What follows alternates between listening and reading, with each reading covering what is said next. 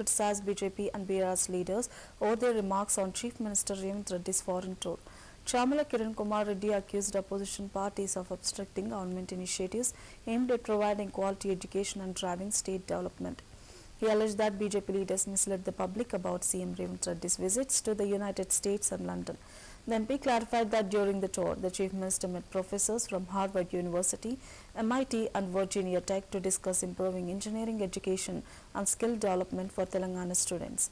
He emphasized that the purpose of the trip was to prepare students for future global demands.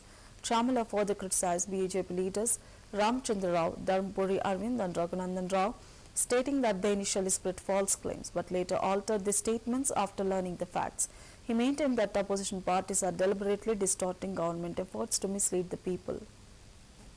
రాష్ట్రంలో BRS BJP ఈ రెండు పార్టీల వైఖరి కూడా రాష్ట్రం అభివృద్ధి కావద్దు, రాష్ట్రంలో ఎవ్వరూ బాగుపడొద్దు, రాష్ట్రంలో విద్యార్థులకు నాణ్యతమైన విద్య అందించొద్దు, రాష్ట్రంలో విదేశీ పెట్టుబడులు వచ్చి ఉద్యోగాలు రావద్దు, ఫ్యూచర్ సిటీ డెవలప్ కావద్దు, RRR రావద్దు, మూసి బాగుపడొద్దు, ఈ అంశాల మీదనే ఈ రెండు పార్టీలు బీఆర్ఎస్ బీజేపీ వైఖరి ఉంది.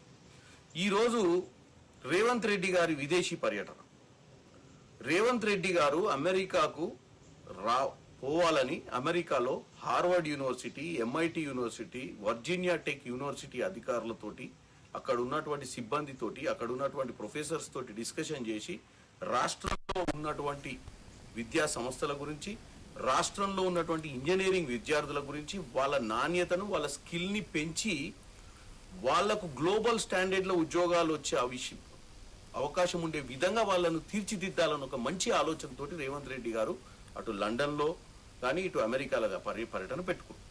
ఈ పర్యటన మీద అటు బీజేపీ అధ్యక్షుడు రామచంద్రరావు గారైనా, పోతే మన ఎవరు ధర్మపురి అరవింద్ గారైనా, లేదా రఘునందన్ రావు గారైనా, వీళ్ళు ఏం మాట్లాడిర్రు మీరు ఒకసారి చూస్తే ఏదో మాట్లాడాలని, కాంగ్రెస్ ని తప్పు పట్టాలన్న ఉద్దేశంతో మాట్లాడినట్టుగా క్లియర్ గా కనపడుతుంది.